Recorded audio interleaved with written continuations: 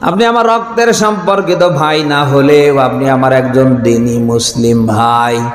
কোরআন হাদিসের চশমা লাগিয়ে দেখতে পাচ্ছি আপনি যা করছেন, যেভাবে আপনার জীবন যৌবন চলছে, আল্লাহ না করুক এই অবস্থায় যদি মারা যান, আমি তো দেখতে পাচ্ছি আপনার এ কুলো শেষ ও কুলো শেষ।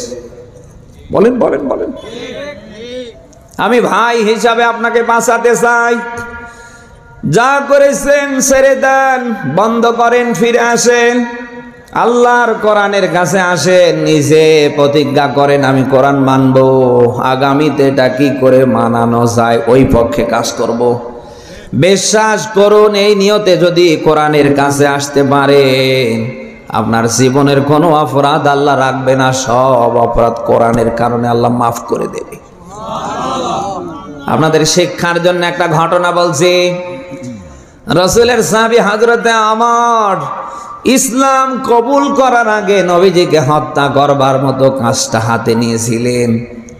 এই সেই ওমর যখন কোরআনের কাছে আসলেন, নবী মুহাম্মদ রাসূলুল্লাহর হাতে যখন কালমা পড়ে তিনি মুসলমান হলেন, আল্লাহ তাআলা ওমরের জীবনের কোনো অপরাধ রাখলেন না, সব অপরাধ আল্লাহ মাফ করে দিলেন। শুধু আল্লাহ মাফ করে দিয়ে শেষ করেনি, অনেক আয়াত ওমরের শানে আল্লাহ কোরআনে নাজিল পর্যন্ত করে দিয়েছেন। 10 জন সাহাবী দুনিয়ায় জিন্দা থাকতে জান্নাতের সার্টিফিকেট পেয়েছিলেন। 2 নম্বরে হযরতে ওমরের নাম এসেছেন। নওগাঁবাসী ঘটনা বলার উদ্দেশ্য আমার না, এখান থেকে শিক্ষা আছে। আপনি এতদিন যা করেছেন অসুবিধা নেই, ওমরের মতো নিয়ত করে যদি আল্লাহর কোরআনের কাছে আসতে পারেন, এই কোরআনকে যদি আঁকড়ে ধরতে পারেন, এই কোরআনের পক্ষে যদি কালকে থেকে থাকার নিয়ত করতে পারেন, ওমরকে যে সম্মান আল্লাহ দিয়েছে, আমার আল্লাহ আপনাকে সম্মান দিতে পারে না। ও ক্ষমতা আল্লাহর নেই? এই ও আল্লাহ এখন নেই?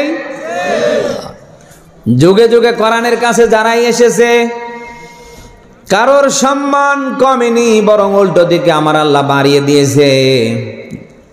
যারাই জিরো হয়ে এখন থেকে কিয়ামতের আগ পর্যন্ত কোরআনের কাছে আসবে, কারোর সম্মান কমবে না, বরং প্রত্যেককে কোরআনের কারণে আল্লাহ হিরো করে দেবে। আজ আমাদের মাঝে আল্লামা সাঈদী নেই, বাংলাদেশের এমন কোন মানুষ বাদ নেই যে আল্লামা সাঈদীর কথা শুনলে দোয়া না করে পারে। বলেন না কেন? এখন পর্যন্ত অনেক মানুষ আল্লামা সাঈদীর ওয়াজ শুনে শুনে শুধু কাঁদতেই থাকে। বলেন, এত সম্মান এত মর্যাদা আল্লামা সাঈদীর এই দেশে বাড়িয়ে দিয়েছে শুধু কোরআনের পক্ষে থাকার কারণে। আল্লামা সাঈদী কোরআনের পক্ষে থাকার কারণে, নিজের জীবনটা কোরআন দিয়ে সাজানোর কারণে আল্লাহ যদি তার সম্মান মর্যাদা এত পরিমাণ বাড়িয়ে দিতে পারে, আমরাও যদি কালকে থেকে সে কোরআনের কাছে আসি, নিজেরা মানব, কি করে আগামীতে এটা সমাজে রাষ্ট্রে মানানো যায়, আমরাও যদি আল্লামা সাঈদীর মতো ওই পক্ষে কাজ করি, আমাদের সম্মান মর্যাদা আল্লামা সাঈদীর মতো বাড়িয়ে দিতে পারে কে? বলেন। অতএব যা করেছেন ফিরে আসেন, সবাই মিলে সিদ্ধান্ত নেন, শপথ নেন, যা করেছি আর সামনে করব না, এখন থেকে যা হবে সব যেন হয় আল্লাহর কোরআন দিয়ে। কারা পারি দেখি লিল্লাহে তাকবীর।